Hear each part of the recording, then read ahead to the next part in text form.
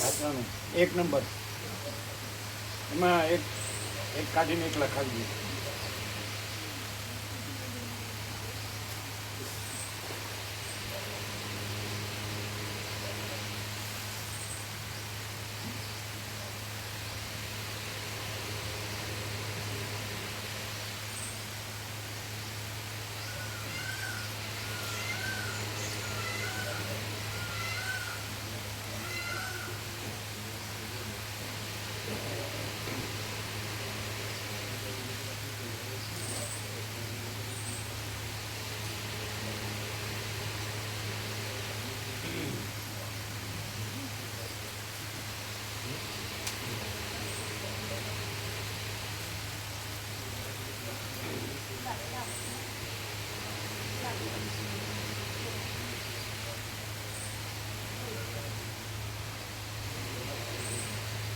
ભગવાન પ્રભુ વસ્ત્રાલ તમારા રિલેટિવ છે?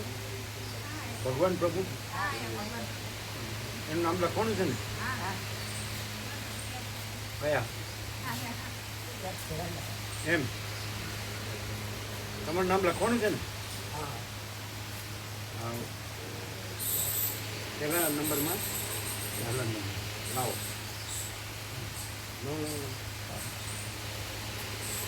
પછી તમારામાં જ નોંધી લો.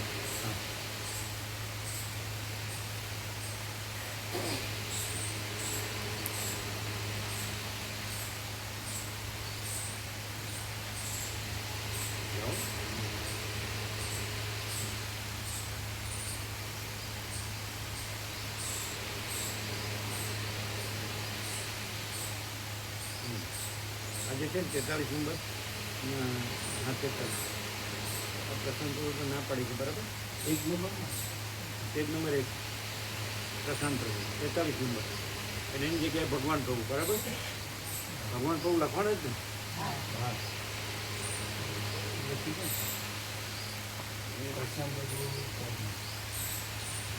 43 નંબર નીચે, એકદમ નીચે. એક્ઝામ 43 ભગવાન પ્રભુ વસ્ત્રાલ લખો. આવી ગયું નામ, બરાબર? પહેલા નંબરની બસમાં પેજ નંબર 43 પ્રશાંત પ્રભુ કાઢ નાખો. લ્યો બેન, જો અમે કર્યું જોઈ લો. લાવજો, આને કાઢ નાખી નીચે. આને ગોઠવાઈ ગયા એટલે કાઢ નાખી, બરાબર? આ ગોઠવવાના લખ્યું હતું ને? હા, જો ગોઠવાઈ ગયા એટલે આ કાઢ નાખ્યું, બરાબર? લ્યો,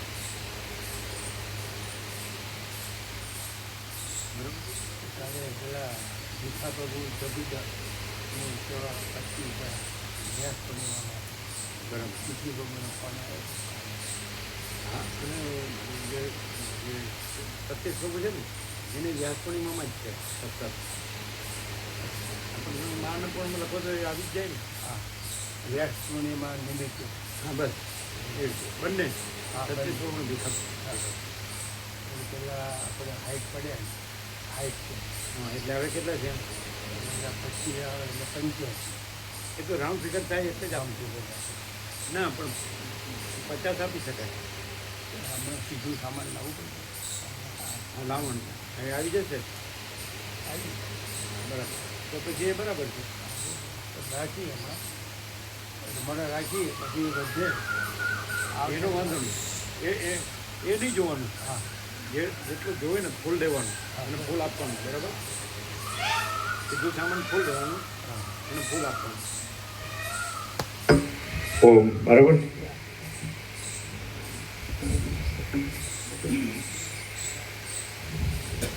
હવે છે ને 0-0 કરવામાં 1 સેકન્ડે નહીં જવા દેવાનું, બરાબર? જો હૈ સો હૈ.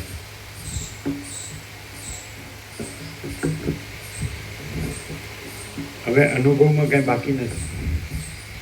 જો હૈ સો હૈ. અહીંયા વાંચવાનું. આ હું બોર્ડ લગાવ્યું ને એ આખું છે, એમાં બધું આવી ગયું. અને એક જ વાક્ય જોતું તો અહીંયા લગાડ્યું, એમાં આવી જાય બધું. અને 17 અક્ષરમાં આ બધું આવી ગયું. એને જોજો, બરાબર? વાંચજો સાથે સાથે. परम चिदाकाश, परम ज्योति, अखंड ज्योति, महाचिदाकाश, स्वयं प्रकाश, संपूर्ण प्रकाश, पूर्ण ब्रह्म, अनंत तेज घन, अनंत चित घन, परमाकाश, केवल अनंत शुद्ध तेज घन, परमाकाश, अखिल आत्मा, पूर्ण ब्रह्म, परमात्मा, परम चिदाकाश, परम ज्योति, अखंड ज्योति, अनंत पूर्ण, परम चिदाकाश, परम शांति, स्वयं सिद्ध, स्वयं प्रकाश, स्वयं पूर्ण, स्वस्वरूप, यही सब कुछ है, इसके सिवा कुछ नहीं है। शून्यभास, अनंत कोटि, महाकल्पो है ही नहीं। महाचिदाकाश, स्वयं प्रकाश, संपूर्ण प्रकाश, महाचिदाकाश ज्योति, अनंत, अखंड, अभेद, महाचिदाकाश ज्योति, महातत्व, महासामान्य, महाचिदाकाश, स्वसंवेद्य, सहज निर्विकल्प, महाचिदाकाश, परम कैवल्य, परम शांति, परम चिदाकाश, अनंत, पूर्ण, निरपेक्ष सत्य, अनंत, संपूर्ण, अपरिघी, निर्भ्रांत, निरपेक्ष। वशिष्ठ राम स्थिति प्रकरण राउंड 39मो राउंड। હવે 0-0 કરવામાં 1 સેકન્ડ નહીં લગાડવાની. આ તો તારા પુણ્ય અને ના તો તારા પાપે. 0-0 એને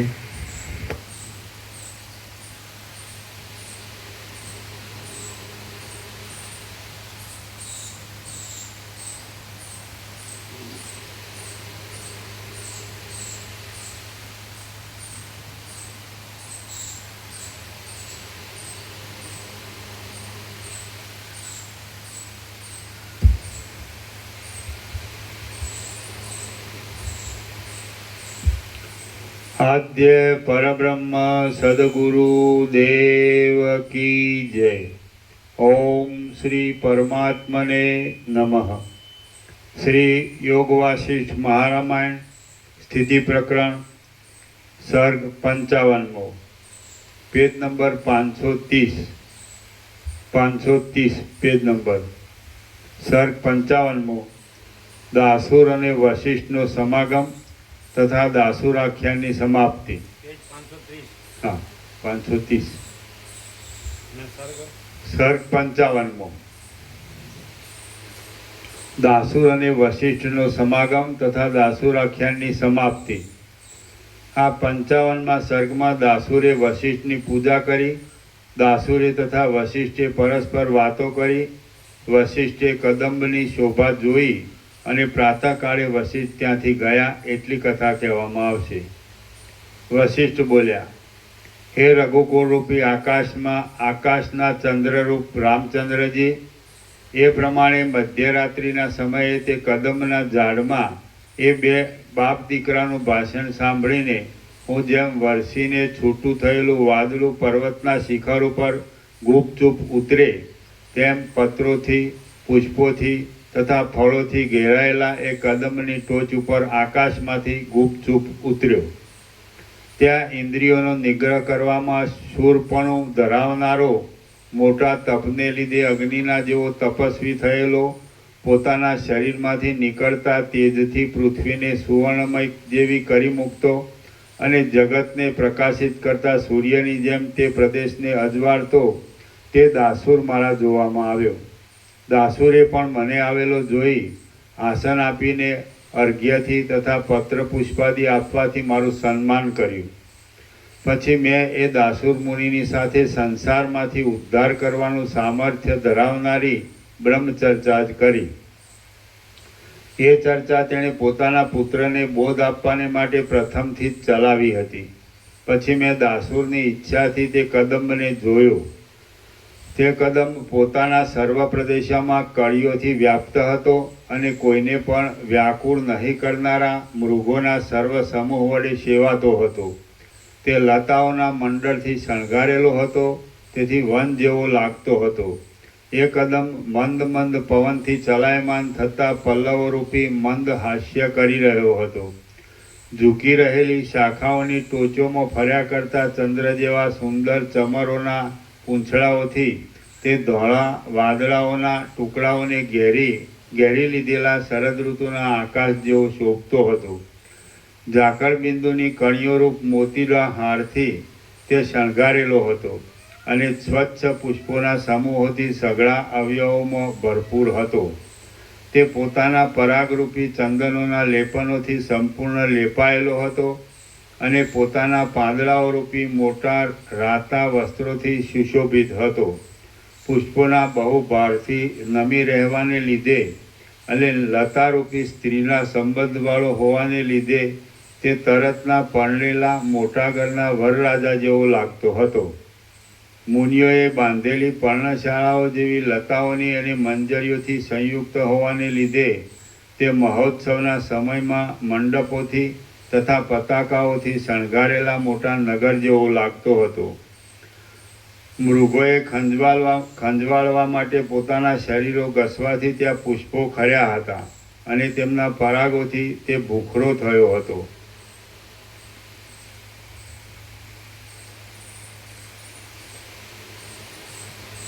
મૃગોએ ખંજવાળવા માટે પોતાના શરીરો ઘસવાથી ત્યાં પુષ્પો ખર્યા હતા અને તેમના પરાગોથી તે ભૂખરો થયો હતો. આથી જેણે પાસેના વનને નીચું પાડી દીધું હોય એવા મોટા આખલા જેવો લાગતો હતો. પુષ્પોમાંથી ખરેલા પરાગો વડે રાતા થયેલા મયુરોથી સંયુક્ત હોવાને લીધે તે જાણે પર્વતોએ થાપણ રૂપે મૂકેલા સંધ્યાકાળના નાના વાદળાઓથી સંયુક્ત હોય એવો લાગતો હતો. એ કદંબમાં મૂળથી તે છેક ટોચ પર્યંત ઘણી ઘણી વનદેવીઓ ચારે બાજુ નિવાસ કરીને રહી હતી. એ વનદેવીઓ કુંપળિયા જેવા રાતા હસ્તોવાળી હતી, પુષ્પો જેવા સ્વચ્છ મંદ હાસ્યોથી શોભતી હતી, મધ્યના મદથી આમ તેમ હાલ્યા કરતી હતી, પુષ્પોના કેસરાઓ પોતાની ઉપર પડવાથી રોમાંચિત થતી હતી, ઘેરા પુષ્પોથી ભરપૂર હતી, વનના પવનની લહેરો લેતી હતી, કળીઓ જેવી દ્રષ્ટિઓમાં નિદ્રાથી ઘેરાયેલી હતી, ગુચ્છો જેવા સ્તનોવાળી હતી, પુષ્પોમાંથી ખરતા પરાગના સમૂહરૂપી કેસરથી રાતા થયેલા વસ્ત્રોવાળી હતી અને લતાઓના વિસ્તારથી રચવામાં આવેલા નિવાસના ઝરૂખાઓમાં બેઠી હતી. તેઓ હરિતવર્ણના સ્નિગ્ધ પુષ્પોવાળી લતાઓરૂપી હિંડોળાઓમાં લીલાથી હિંચકવાનો વિલાસ કરતી હતી. કોયલના જેવા સ્વરોથી ગાયનના આલાપ કરતી હતી અને ભ્રમર સરખા નેત્રોવાળી હતી. એ કદમમાં પુષ્પોની મંજરીઓની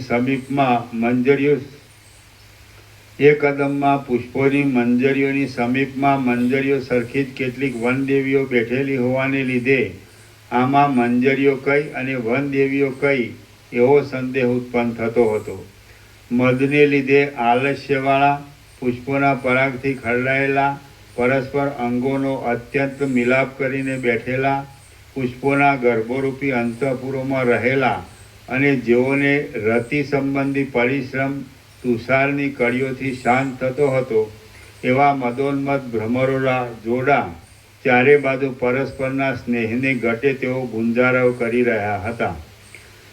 એ કદમ જાણે ચારે બાજુ ફરી ફરીને આવેલી નીલમક્ષિકાઓ રૂપી ગુપ્તચરોના મધુર ગણગણાટ રૂપી રહસ્ય ભાષળોથી પાસેની વનરૂપી નગરીની ગુપ્ત ખબરો સાંભળવા સારું જરાવાર ઊંચા કાન કરીને બેઠો હોય એવો લાગતો હતો. જરાવાર ધરતી પર ઝૂકી રહેલા પલ્લવરૂપી ગાલ મસૂરીઓ પર પોતાના અતિ સુંદર માથાઓ રાખીને વાંદરાઓ ચંદ્રના કિરણોરૂપી ધોળા વસ્ત્રોથી ઢંકાયેલા અવયવવાળી પૃથ્વીને જોયા કરતા હતા. વનસ્થલીઓના સંતાનો જેવા જાણે પોતે દેહધારી વિવેક જ હોય એવા નિર્દોષ અને ઝૂકી રહેલા પાંદડાઓના જથ્થામાં ભરાઈને બેઠેલા સુંદર હરણના બચ્ચાઓથી એ કદમની નીચેનો પૃથ્વીનો ભાગ બહુ શોભી રહ્યો હતો. માળાઓમાં અત્યંત નિર્ભયપણાથી નિશ્ચળ થઈને સૂતેલા પક્ષીઓ કેવળ તેઓના શ્વાસના શબ્દો ઉપરથી જાણવામાં આવતા હતા. પાકવાથી ધરતી પર પડી ગયેલા ફળોની અંદર રહી ગયેલા ભ્રમરો તે ફળોને ખાવાને માટે આસપાસ ભેગા થયેલા બીજા પ્રાણીઓના સમૂહથી ભય પામીને મૂંગા થઈ રહ્યા હતા. એ કદંબો તે વનને જપ કરવાની માળાઓની પેઠે લટકતા એ કદંબો વનને જપ કરવાની માળાઓની પેઠે લટકતા લતાઓના ગુચ્છોથી સુગંધિત કરી મૂક્યું હતું. કદંબો નહીં, કદંબ એક જ વૃક્ષ છે. આપવામાં કદંબો છે, કદંબ એક જ. એ કદમ તે વનને જપ કરવાની માળાઓની પેઠે લટકતા લતાઓના ગુચ્છોથી સુગંધિત કરી મૂક્યું હતું. પલ્લવોમાં શોભી રહેલા પક્ષીઓના માળાઓથી તે કદમના સઘળા ઉપરના ભાગો શામ થઈ રહ્યા હતા. એ કદમની નીચે ચારે બાજુ ધરતી પર પડેલા ફળો અતિશય દૂરથી ખરડાઈ રહ્યા હતા. હે રામ, હું જાજુ શું કહું? એ વૃક્ષમાં બીજા પ્રાણીઓને રહેવામાં કામ ન આવે, તે ભક્ષણ આદિ બીજા ઉપયોગમાં ન લાગે એવું કોઈ પાંદડું પણ ન હતું.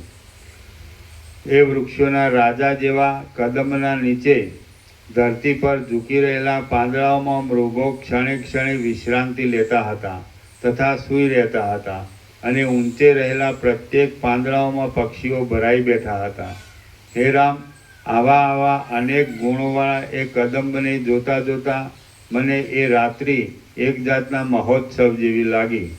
પછી એ દાસુર મુનિના પુત્રને મેં પણ અનુભવના પ્રકાશની રમણીયતાવાળી અનેક ઉત્તમ કથાઓથી ફરીવાર પરમ બોધ આપ્યો.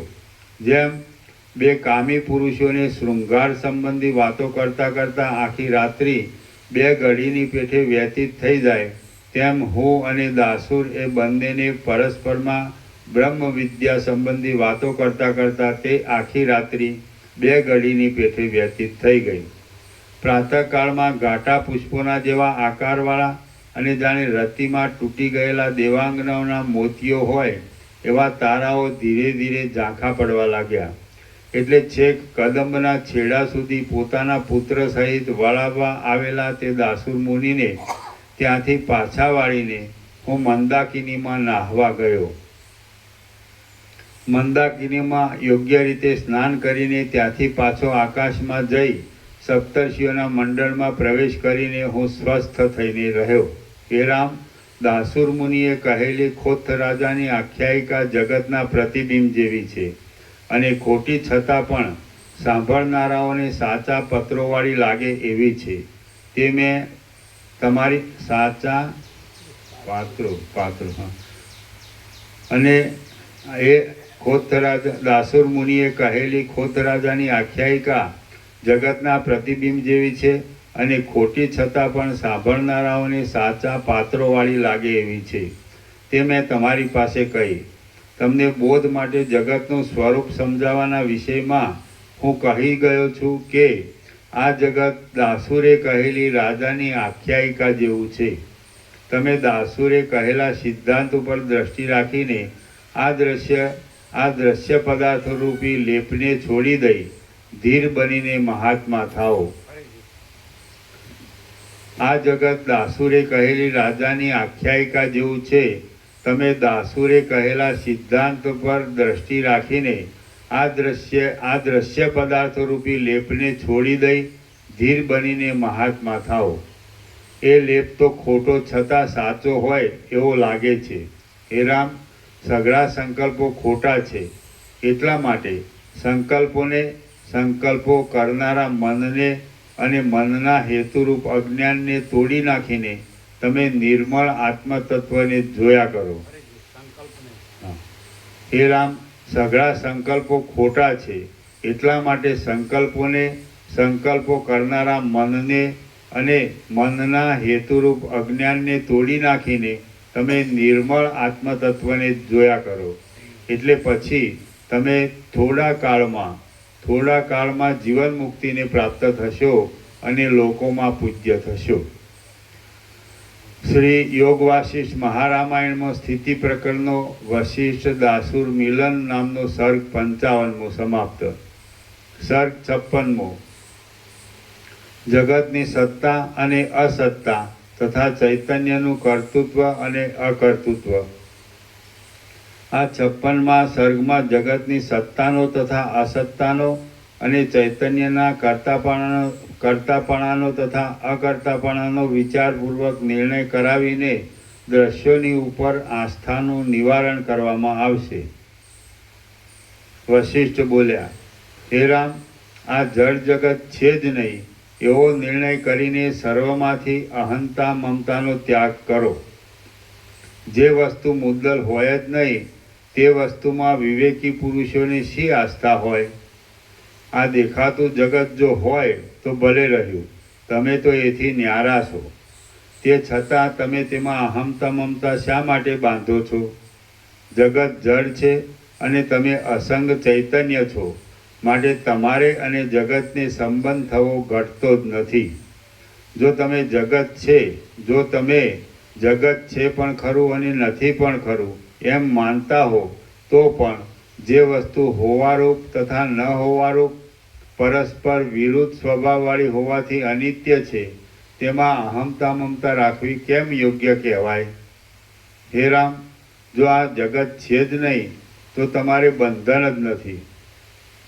એટલે તમે કેવળ સ્વચ્છ અને વ્યાપક આત્મતત્વ જ છો. માટે તમારે બીજા પદાર્થમાં અહંતા મમતાને અવકાશ જ રહેતો નથી. આ જગત કોઈએ કરેલું હોય અથવા કોઈએ ન કરેલું હોય અથવા આત્માના સામીપ્ય માત્રને લીધે ભાસમાન થયું હોય તો પણ તમારે તેમાં અહંતા મમતા કરવી યોગ્ય નથી. વાસ્તવિક રીતે જોતા આ જગત કોઈ કર્તાએ કરેલું છે એમ નથી, તેમ કરતા વગર થયેલું છે એમ પણ નથી, પરંતુ એમ છે કે જે અકર્તા છતાં પણ માયાને લીધે કરતા જેવો છે તેની સત્તાથી થયું છે. વાસ્તવિક રીતે જોતા આ જગત કોઈ કર્તાએ કરેલું છે એમ નથી, તેમ કરતા વગર થયેલું છે એમ પણ નથી, પરંતુ એમ છે કે જે અકર્તા છતાં પણ માયાને લીધે કરતા જેવો છે તેની સત્તાથી થયું છે. આ જગતરૂપી ઝાડ કરતા વગરની હોય અથવા કરતાવાળી હોય તો પણ તમે તેનાથી એક થઈને બેસો નહીં. આત્મા સર્વ ઇન્દ્રિયોથી રહિત છે, તેને કરતાપણું ઘટતું નથી.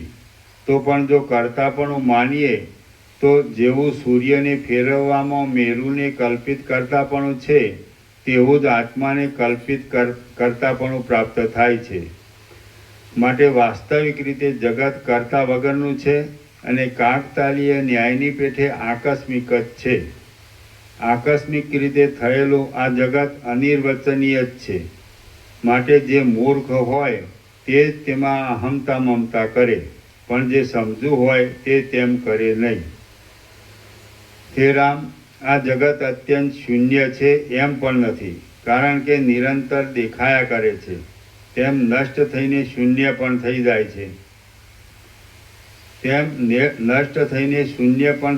છે. એમ પણ નથી. હે રામ, જગત અત્યંત શૂન્ય છે એમ પણ નથી, કારણ કે નિરંતર દેખાયા કરે છે. તેમ નષ્ટ થઈને શૂન્ય થઈ જાય છે એમ પણ નથી, કારણ કે નષ્ટ થયા પછી પણ વારંવાર ઉત્પન્ન થાય છે. શૂન્યની ઉત્પત્તિ થવી ઘટે જ નહીં. વળી હે રામ, આ જગત આત્માની પેઠે સર્વદા રહેનાર છે એમ પણ નથી, કારણ કે તે નિરંતર ક્ષય પામતું જોવામાં આવે છે. તેમ ક્ષણિક છે એમ પણ નથી, કારણ કે જે વસ્તુ અનાદિ પૂર્વકાળમાં અને અનંત ઉત્તરકાળમાં પણ નથી હોતી તે વસ્તુ વર્તમાન ક્ષણમાં હોય તો પણ તેના ન હોવાપણાનું જ અનુમાન થાય છે. આ પ્રમાણે જગત અનિર્વચનીય ઠરે છે. માટે તમારા જેવા સમજુ પુરુષે તેમાં અહમતા મમતા કરવી યોગ્ય નથી. સર્વ ઇન્દ્રિયોથી રહિત શાંત આત્મા જો પોતાના સામીપ્ય માત્રથી સર્વદા જગતને કર્યા કરતો હોય તો પણ એવી રીતે થતા જગતમાં અભિમાન ધરીને મૂંઝાવવું યોગ્ય નથી. જન્મ મરણ આદિ દિશાઓથી ઘેરાયેલું આ વિસ્તીર્ણ જગત સ્વપ્નની પેઠે મિથ્યા સ્થિતિવાળું જ છે અને ખોટી રીતે થયેલું છતાં પણ સ્થિર તથા લાંબુ જોવામાં આવે છે. કાળ અનાદિ અને અનંત છે. તેનો 100 વર્ષ એ તો બહુ જ નાનો ભાગ છે. તો એટલા ભાગમાં પ્રાપ્ત થયેલા આ મોટા આશ્ચર્યરૂપ મનુષ્ય દેહમાં આત્માએ અહંતા શા માટે ધરવી જોઈએ? જગતના પદાર્થો સ્થિર હોય તો પણ સ્થિરપણાને લીધે જ લેવા યોગ્ય કે છોડી દેવા યોગ્ય ઘડતા નથી. માટે તેઓમાં આસ્થા રાખવી શોભતી નથી. જગત જડ છે અને આત્મા અસંગ ચૈતન્ય છે. તેથી પણ તેમને પરસ્પર સંબંધ થવો ઘડતો નથી. માટે જગતમાં આસ્થા રાખવી અયોગ્ય જ છે. જગતના પદાર્થો અસ્થિર હોય તો પણ તેઓમાં આસ્થા રાખવી શોભતી નથી. જેમ કે જગતના પદાર્થો સ્થિર હોવું જોઈએ. સ્થિર હોવું જોઈએ. જગતના પદાર્થો સ્થિર હોય તો પણ તેઓમાં આસ્થા રાખવી શોભતી નથી. જેમ કે દૂધના ફીણમાં આસ્થા લાગી હોય તો તે અંતે દુઃખ જ આપે છે. હે રામ, આત્મા સ્થિર છે અને દેહાદિક અસ્થિર છે. તે છતાં તેમને જે એક કરી દેવા એ તો પર્વતને અને ફીણને એક કરી દેવા બરાબર છે. માટે તેમ કરવું શોભતું જ નથી. જેમ મેરુ પર્વત સૂર્યને ફેરવનાર છે પણ વાસ્તવિક રીતે ફેરવનાર નથી, તેમ આત્મા સર્વનો કર્તા છે પણ વાસ્તવિક રીતે કાંઈ પણ કરતો નથી. જેમ દીવો પ્રકાશનો કર્તા છે પણ ઉદાસીન રહેનાર છે, તેમ આત્મા જગતનો કર્તા છે પણ ઉદાસીન રહેનાર છે. જેમ સૂર્ય પ્રાણીઓને દિવસે કરવાના સઘળા કાર્યોનો નિર્વાહ કરે છે પરંતુ છતાં તે કશું કરતો નથી, તેમ આત્મા સર્વ વ્યવહારનો નિર્વાહ કરે છે પણ તે છતાં કશું કરતો નથી. જેમ સૂર્ય ચાલતો પ્રતીત થાય છે પણ તે પોતાના ઠેકાણામાં જ રહેલો છે, વાસ્તવિક રીતે ચાલતો નથી, તેમ આત્મા સર્વને બનાવતો પ્રતીત થાય છે પણ પોતાના સ્વરૂપમાં જ રહેલો હોવાથી કશું બનાવતો નથી. હે રામ, આ જગત ગમે ત્યાંથી પણ આકસ્મિક થયેલા જેવું જણાય છે. જેમ અરુણા નદીના કિનારામાં અમસ્થી જળની ચક્રી વિસ્તીર્ણ થાય છે તેમ જગત વિસ્તીર્ણ થયું છે. એમ જો તમે દાપણથી ધાર્યું હોય અને પ્રામાણિક રીતે શુદ્ધ ચિત્તથી વિચાર્યું હોય તો પછી તમારી દેહાદિકમાં અહમતા મમતા કરવી યોગ્ય નથી. હે રામ, ઉંબાડિયું ફેરવતા પ્રતીત થયેલા ચક્કરમાં, સ્વપ્નમાં અને ભ્રાંતિમાં ભરોસો રાખવો એ કેવી વાત કહેવાય? તેઓમાં તે શો ભરોસો હોય? જેમ કોઈ અકસ્માત આવેલો માણસ મૈત્રીનું પાત્ર હોતો નથી, તેમ ભ્રાંતિથી જ ઉત્પન્ન થયેલું આ જગત વિશ્વાસ રાખવાને પાત્ર નથી. જેમ તમે ચંદ્રમાં ઉનાપણાની ભાવના કરતા નથી, સૂર્યમાં શીતળપણાની ભાવના કરતા નથી અને ઝાંઝવાના પાણીમાં જળપણાની ભાવના કરતા નથી, તેમ જગતની સ્થિતિમાં સત્યતાની ભાવના કરો નહીં. તમે સંકલ્પના પુરુષને, સ્વપ્નના માણસને અને ચંદ્રમાં દેખાયેલા બેપણાને જેવા ગણો છો તેવું જ આ જગતને ગણો. હે નિર્દોષ રામ, તમે જે છો તે જ છો. આથી મનમાંથી સંસારની શોભાના સત્યપણા વિશેની ભાવનાને છોડી દો અને આ સંસારમાં લીલા માત્રથી જ વિહાર કરો. અકર્તાપણાને તેમજ કર્તાપણાની ઈચ્છાને અને કર્તાપણાની તથા અકર્તાપણાની ઈચ્છાને છોડી દઈને તમે આ સંસારમાં લીલા માત્રથી જ વિહાર કરો. આત્મા સર્વવ્યાપક છે છતાં સર્વથી રહિત છે. તેના સામીપ્ય માત્રથી જગતનો નિયમ ચાલ્યા કરે છે. જેમ દીવાની ઈચ્છા વિના પણ દીવાના સામીપ્યથી માત્ર પદાર્થો પ્રકાશે છે અને જેમ વાદળાઓની ઈચ્છા વિના પણ વાદળાઓના સામીપ્ય માત્રથી ઇન્દ્રજવના ઝાડ પ્રફુલ્લિત થાય છે, તેમ આત્માની ઈચ્છા વિના પણ આત્માના સામીપ્ય માત્રથી બ્રહ્માંડો પોતાની મેળે પ્રકાશે છે. જેમ સઘળી ઈચ્છાઓથી રહિત એવો સૂર્ય આકાશમાં રહેવાથી તેના સાનિધ્યથી વ્યવહાર થયા કરે છે, તેમ આત્માની સત્તારૂપ સાનિધ્યથી સઘળી ક્રિયાઓ થયા કરે છે. જેમ જેમ ઈચ્છા વિનાના રત્નનો કેવળ સ્થિતિ માત્રથી પ્રકાશ થયા કરે છે, તેમ ઈચ્છા વિનાના આત્માની સત્તા માત્રથી જગતનો સમૂહ થયા કરે છે. આ પ્રમાણે આત્મામાં કર્તાપણું અને અકર્તાપણું બંને રહ્યા છે. આત્મા ઈચ્છા વિનાનો છે એટલા માટે અકર્તા છે, અને તેના સત્તારૂપ સાનિધ્ય માત્રથી જગત થાય છે એટલા માટે કર્તા પણ છે. આત્મા સઘળા ઇન્દ્રિય આદિ પદાર્થોથી રહિત છે એટલા માટે અકર્તા છે તથા અભોગતા છે, અને તે આત્મા ઇન્દ્રિય આદિમાં વ્યાપક છે એટલા માટે કર્તા પણ છે તથા ભોગતા પણ છે. હે રામ, આત્મામાં કર્તાપણું અને અકર્તાપણું એ બંને છે, તો હવે તેઓમાંથી જે સ્વીકારવાથી કલ્યાણ ધારતા હો તે સ્વીકારીને સ્થિર થાઓ. હે રામ, આત્મામાં કર્તાપણું અને અકર્તાપણું એ બંને છે, તો હવે તેઓમાંથી જે સ્વીકારવાથી કલ્યાણ ધારતા હો તે સ્વીકારીને સ્થિર થાઓ. હું સર્વમાં રહેલું છું, હું સર્વમાં રહેલો છું અને અકર્તા છું, એવી જો દ્રઢ ભાવના રાખવામાં આવે તો સંસારમાં આવી પડેલા કાર્યોને કરવા છતાં પણ તેમનામાં અહંતા મમતા થતી નથી. કારણ કે અંતઃકરણપૂર્વક પ્રવૃત્તિ નહીં કરવાથી માણસને વૈરાગ્ય ઉત્પન્ન થાય છે. જે પુરુષને હું કાંઈ પણ કરતો નથી એવો નિશ્ચય હોય તે પુરુષ ભોગોના સમૂહની કામનાથી કાંઈ કરે કે કાંઈ ત્યજી દે એવો સંભવ જ નથી. આથી હું સર્વદા અકર્તા જ છું એવી ભાવનાના દ્રઢપણાથી પરમ સુખ નામની ક્ષમતા જ અવશેષ રહે છે. અથવા હે રામ, હું સઘળા જગતનો કર્તા છું એમ પોતામાં મોટા કર્તાપણાની ભાવનાથી રહેવાની જો તમારી ઈચ્છા હોય તો તેમ રહેવું એ પણ ઉત્તમ કહેવાય છે.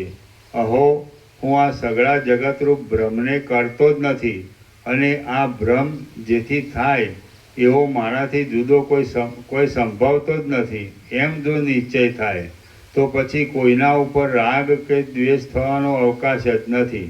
અથવા સર્વનો કરતા હું જ છું એવો નિશ્ચય રાખવામાં આવે તો પણ કોઈના ઉપર રાગ કે દ્વેષ થવાનો સંભવ નથી. કેમ કે આ શરીરને કોઈ ડામ દે અથવા કોઈ લાડ કરાવે તો પણ તે મેં જ ડામ દીધો અને મેં જ લાડ કરાવ્યું એવો પાકો નિશ્ચય હોય, એટલે પછી કોઈના ઉપર રાગ કે દ્વેષ કેમ જ થાય? જગતરૂપી ઝાડનો ક્ષય હા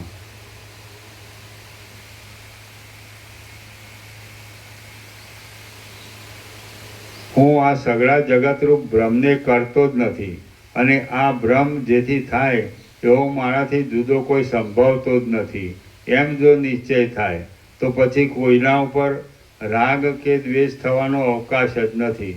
અથવા સર્વનો કરતા હું જ છું એવો નિશ્ચય રાખવામાં આવે તો પણ કોઈના ઉપર રાગ કે દ્વેષ થવાનો સંભવ નથી. કેમ કે આ શરીરને કોઈ ડામ દે અથવા કોઈ લાડ કરાવે તો પણ મેં જ ડામ દીધો અને મેં જ લાડ કરાવ્યું એવો પાકો નિશ્ચય હોય, એટલે પછી કોઈના ઉપર રાગ કે દ્વેષ કેમ જ થાય? જગતરૂપી ઝાડનો ક્ષય મને સુખના વિસ્તાર રૂપ છે, અને જગતરૂપી ઝાડનો ઉદય મને દુઃખના વિસ્તાર રૂપ છે. તેનો કરતા હું જ છું એમ જો માનવામાં આવ્યું તો પછી અંતઃકરણમાં દુઃખનો કે હર્ષનો પ્રસંગ ક્યાંથી જ આવે? ખેદને ઉત્પન્ન કરનારો પણ હું છું અને હર્ષને ઉત્પન્ન કરનારો પણ હું છું. એવી રીતે પોતામાં સર્વનું કર્તાપણું માનવામાં આવે તો ખેદ અને હર્ષ પોતાની મેળે જ ક્ષય પામી જાય છે અને સમતા જ અવશેષ રહે છે. સર્વ પદાર્થોની સમતા તે જ સાચી ઉત્તમ સ્થિતિ છે. તે સમતાની સ્થિતિમાં રહેલા ચિત્તને કદી પણ પુનર્જન્મ પ્રાપ્ત થતો નથી. અથવા હે રામ તમે સર્વના કર્તાપણાને પણ છોડી દો, અકર્તાપણાને પણ છોડી દો, મનને જ નષ્ટ કરી નાખો અને જેવા છો તેવા અખંડ પૂર્ણાનંદ બ્રહ્મરૂપ જ રહો.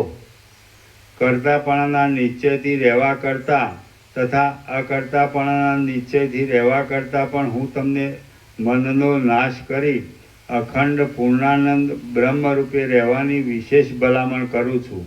તેનું કારણ એ છે કે હું સર્વનો કર્તા છું અને સર્વનો કર્તા હોવાથી સર્વરૂપ છું એવો નિશ્ચય રાખવામાં કર્તાપણાના અભિમાનરૂપ તથા સઘળા બ્રહ્માંડથી પોતાના સ્વરૂપનું માપ થવારૂપ કંઈક કલંક રહી જાય છે. અને હું કોઈનો કરતા નથી એવો નિશ્ચય રાખવામાં જીવનું સ્વરૂપ શુદ્ધ થાય છે. પણ જે જીવ છે તે બ્રહ્મ છે.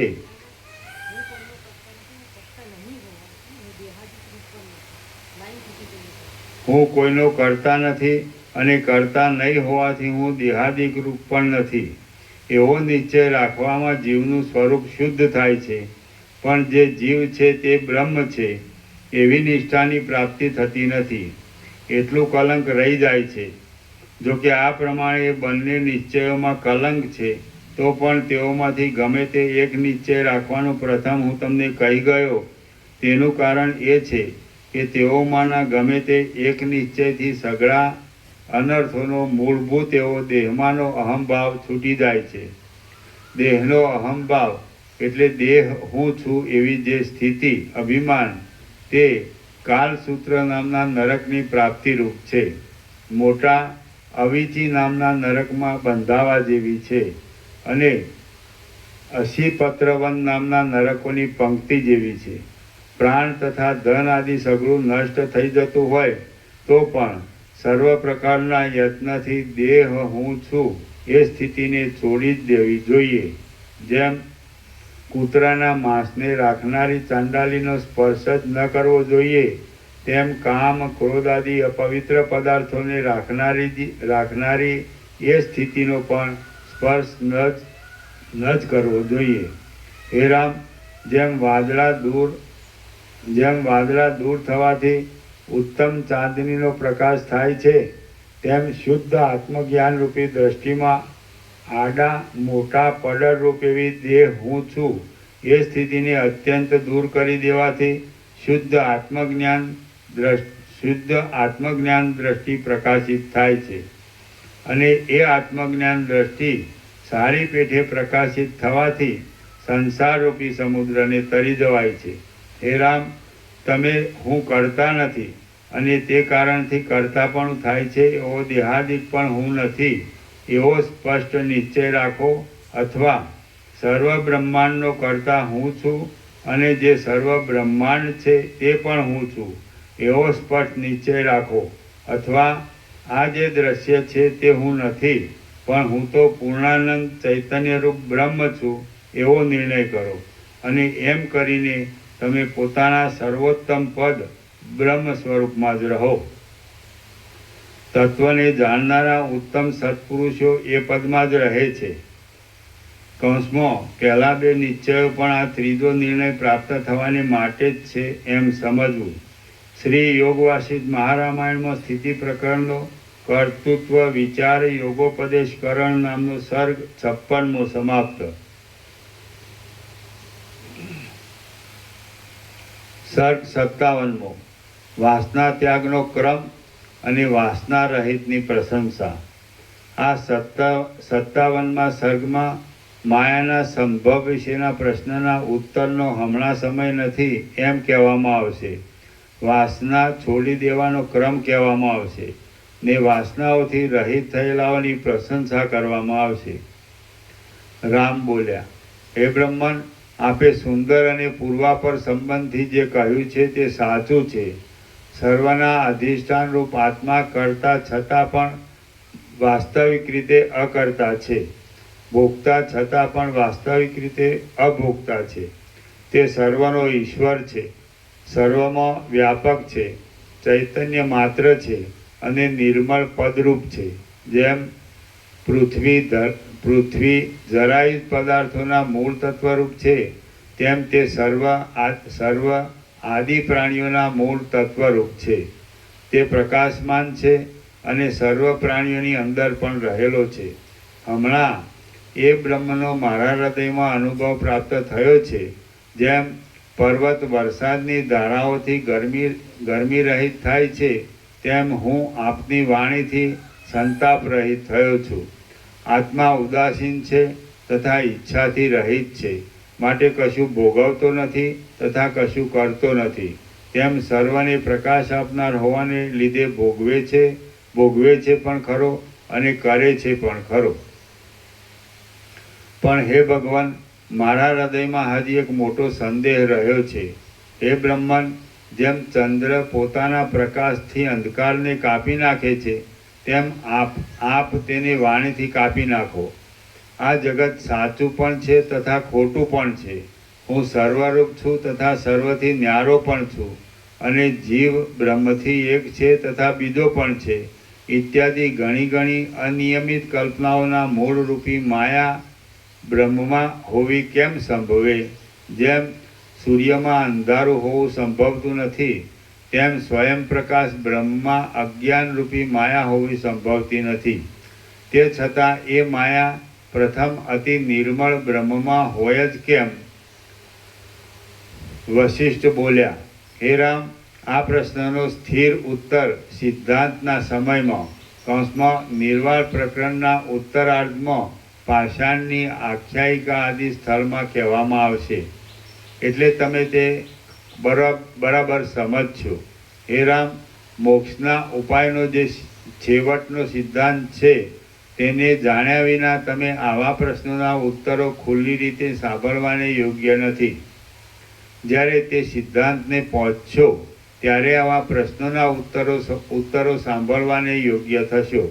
હે રામ, જેમ યુવાન પુરુષ સુંદર સ્ત્રીઓના ગાયનો સાંભળવાનું પાત્ર છે, તેમ આત્મજ્ઞાનમાં પૂર્ણ નિષ્ઠા પામેલો પુરુષ જ આવા પ્રશ્નોના ગંભીર ઉત્તરો સાંભળવાને યોગ્ય છે. જેમ બાળકોની પાસે રાગવાળી કથા વ્યર્થ જ થાય છે, તેમ અલ્પબોધવાળા પુરુષોની પાસે ગંભીર અર્થવાળી વાત વ્યર્થ થાય છે. કોઈ વાત એવી પણ હોય છે કે જે કોઈ સમયે જ મનુષ્યની પાસે કહેવાથી શોભા પામે.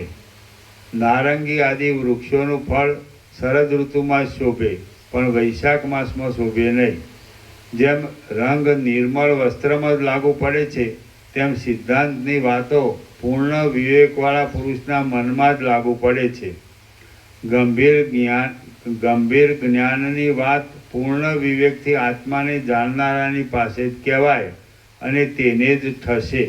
પણ આ પ્રશ્નનો ઉત્તર મેં સંક્ષેપમાં કહ્યો જ છે, પણ ત્યાં મેં વિસ્તાર કર્યો નથી, તેથી તે સ્પષ્ટ રીતે તમારા સમજવામાં આવ્યો નથી. હે રામ, જો તમે પોતાથી જ પોતાના આત્માને જાણશો તો આ પ્રશ્નના ઉત્તરને પોતાની મેળે સારી રીતે જાણી લેશો, એમાં સંશય નથી. હે રામ, તમે જ્યારે પૂર્ણ બોધને પ્રાપ્ત થઈને રહેશો ત્યારે સિદ્ધાંતના સમયમાં મારે તમારી પાસે વિસ્તારથી આ પ્રશ્નનો ઉત્તર કહેવાનો છે. પોતાની ભૂલથી જ સંસારી થયેલો આત્મા પોતાને સંસારી જાણે છે, પણ તે ભૂલ જ્યારે ટળી જાય છે ત્યારે તે આત્મા નિર્મળ થઈને પોતાના પૂર્ણ સ્વરૂપને પ્રાપ્ત થાય છે. હે રામ, મેં જે તમને આત્માના કર્તાપણાનો તથા અકર્તાપણાનો વિચાર કહ્યો તે પૂર્ણ સ્વરૂપ સમજાવવાના ઉદ્દેશથી જ કહ્યો છે, પણ તે પૂર્ણ સ્વરૂપ તમારા સમજવામાં આવ્યું નહીં. માટે હું ધારું છું કે હજી તમારી વાસના ક્ષીણ થઈ નથી. વાસનાઓની સ્થિતિ એ જ બંધ છે અને વાસનાઓનો ક્ષય એ જ મોક્ષ છે. તમે વાસનાઓને ત્યજી દઈને છેવટે મોક્ષની ઈચ્છારૂપ વાસનાનો પણ ત્યાગ કરજો. પ્રથમ વિષયોની તામસ વાસનાઓને છોડી દઈને મૈત્રી સમાન પુરુષોની સાથે મિત્રતા, કરુણા નિકૃષ્ટ પુરુષોની ઉપર દયા, મુદિતા ઉત્કૃષ્ટ પુરુષોને જોઈને હર્ષ, ને ઉપેક્ષા દુર્જનોની ઉપેક્ષા. પ્રથમ વિષયોની તામસ વાસનાઓને છોડી દઈને મૈત્રી, કરુણા, મુદિતા, મુદિતા અને ઉપેક્ષાની નિર્મળ વાસનાનું ગ્રહણ કરો. પછી એ વાસનાથી વ્યવહાર કરતાં પણ અંતઃકરણથી તે વાસનાને પણ છોડી દઈને સઘળા સંકલ્પોથી રહિત થઈને બ્રહ્મભાવની વાસના રાખજો. છેવટે મન તથા બુદ્ધિ સહિત એ વાસનાને પણ છોડી દઈને પૂર્ણ સ્વરૂપમાં વિશ્રાંત થઈને જે અહંકારથી હું બ્રહ્મ છું એવા અહંકારથી એ વાસનાઓને છોડી દેવામાં આવી હોય તે અહંકારને પણ છોડી દેજો. સર્વમાં અહંતા મમતાનો ત્યાગ એ જ સર્વનો ત્યાગ છે. કેવળ પ્રાણની ગતિને જ રાખતો કલ્પના, કાળ, પ્રકાશ, અંધકાર, વાસના તથા વિષય ઇત્યાદિકને અને મૂળ સહિત અહંકારને પણ ઉખેડી નાખીને આકાશના જેવી વિક્ષેપ રહિત નિર્મળ બ્રહ્માકાર બુદ્ધિવાળા થઈને જેવા છો તેવા જ પરબ્રહ્મમય થજો. એટલે તમે પૂજ્યપણાને પણ પ્રાપ્ત થશો. જે ઉત્તમ બુદ્ધિવાળો પુરુષ હૃદયમાંથી સઘળી વાસનાઓને ત્યજી દઈને અભિમાનથી રહિત થઈને રહે છે તે જ મુક્ત છે અને તે જ પરમેશ્વર છે. જે ઉત્તમ બુદ્ધિવાળા પુરુષે હૃદયમાંથી સઘળી વાસનાઓને ત્યજી દીધી હોય તે પુરુષ સમાધિ ન કરે અને કર્મો કર્યા કરે તો પણ મુક્ત જ છે. જેનું મન વાસનાઓથી રહિત થઈ ગયું હોય છે તે પુરુષને કર્મો છોડી દેવાનું પણ પ્રયોજન નથી, કર્મો કરવાનું પણ પ્રયોજન નથી, સમાધિ કરવાનું પણ પ્રયોજન નથી અને જપ કરવાનું પણ પ્રયોજન નથી.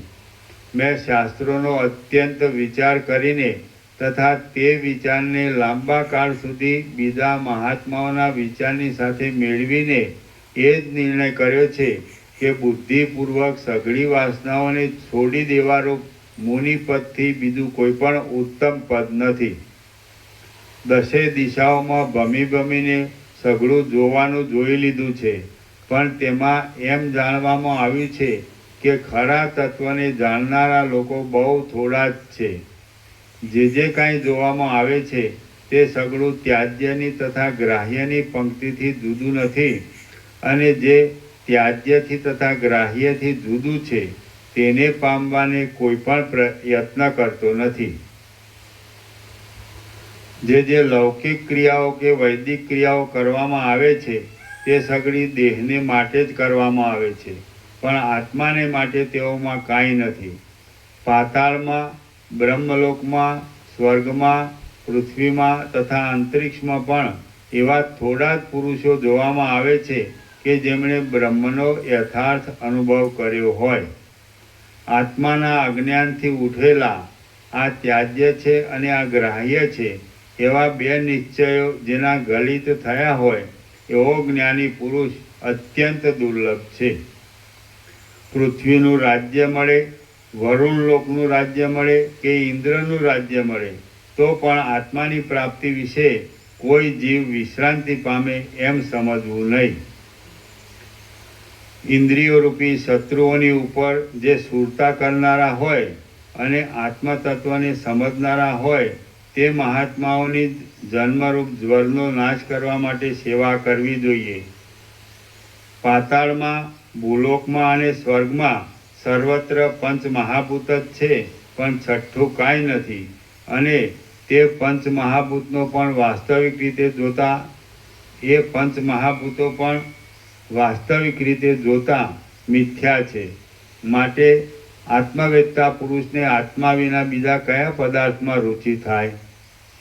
આત્માનું અનુસંધાન રાખીને વ્યવહાર કરનારા જ્ઞાની પુરુષને સંસાર ગાયના પગલાના ખાબોચિયા જેવો લાગે છે અને આત્માનું અનુસંધાન રાખ્યા વિના વ્યવહાર કરનારા પુરુષને સંસાર મોટા તોફાની સમુદ્ર જેવો લાગે છે. ઉદાર ચિત્તવાળા જ્ઞાની પુરુષને આખું બ્રહ્માંડ પણ કદંબના ફૂલના ગોટાની પેઠે અત્યંત અલ્પ અને તુચ્છ લાગે છે.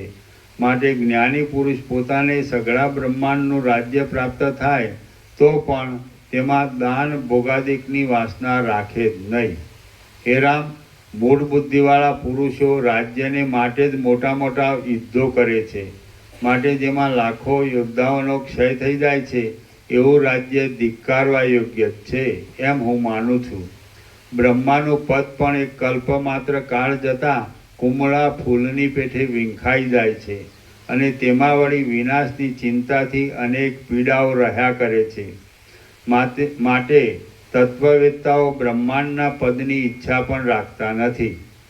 તત્વવેત્તાની દ્રષ્ટિમાં સૃષ્ટિથી માંડીને સઘળા બ્રહ્માંડમાંનો કોઈ પદાર્થ જરા પણ ઉત્પન્ન જ થયો નથી, તો તેવો તુચ્છ પદાર્થ મળતા આત્મા શાનો બળવાન થાય?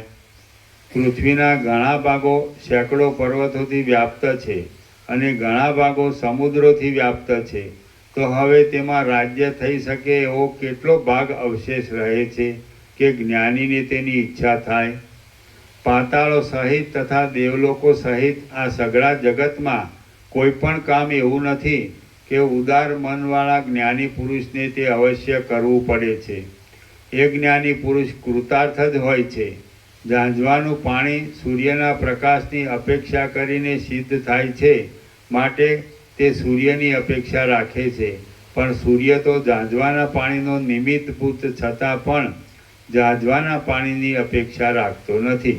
તે જ પ્રમાણે તત્વવેત્તાના ચૈતન્યરૂપ પ્રકાશની અપેક્ષા રાખીને સિદ્ધ થતું જગત જ તત્વવેત્તાની અપેક્ષા કરે છે.